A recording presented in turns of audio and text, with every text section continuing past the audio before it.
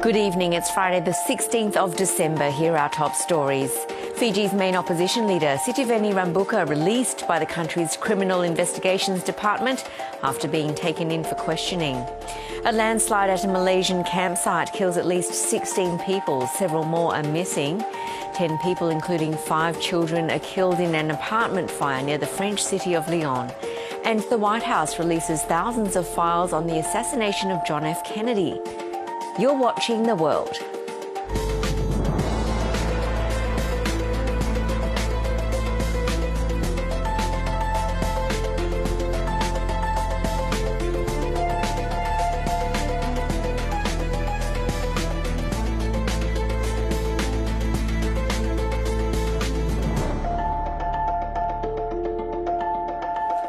Hello there, I'm Yvonne Yong.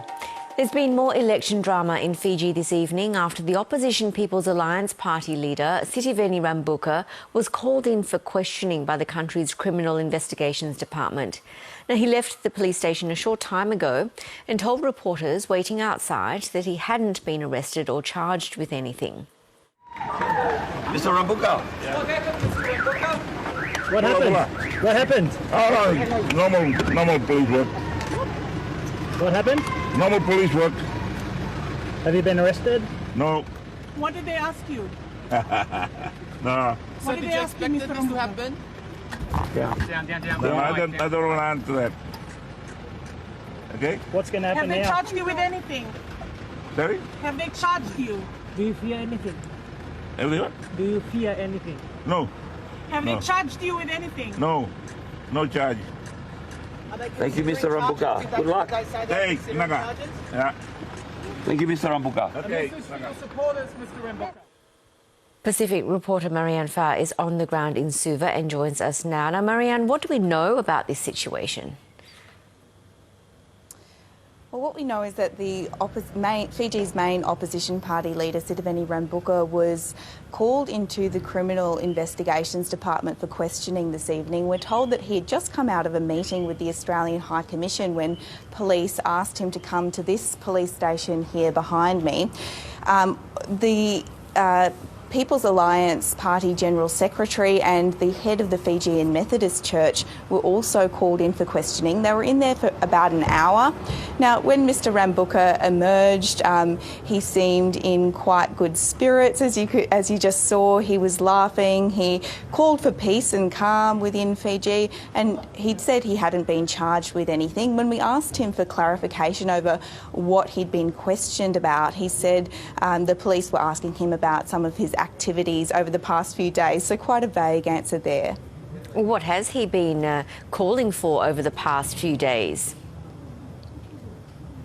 So in the wake of Fiji's election, the People's Alliance Party and 3 other political parties in Fiji have called for a forensic audit of the Fijian Elections Office system for publishing results online. And this is after a glitch occurred in the mobile app that they were using to broadcast results when voting closed on Wednesday night. Now, today the parties held a press conference and actually called on the people of Fiji to support this request for a forensic audit. They're saying that they believe that there is no transparency in the system and the publishing system.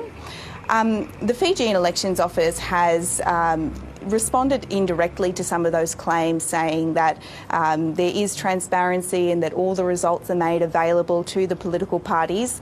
And it is worth noting that there is a multinational observer group who's been overseeing the Fijian elections this week. They released an interim report today and said, at least, in the vote counting process that they've observed, there haven't been any major issues to report. And Marianne, where is the vote counting sitting at the moment? Well, we've just got some updated results from the Fijian Elections Office through that application that I was talking about, and it puts the People's Alliance Party and Fiji's Fiji First Party, which is the incumbent ruling party, neck and neck at about 38% of the vote.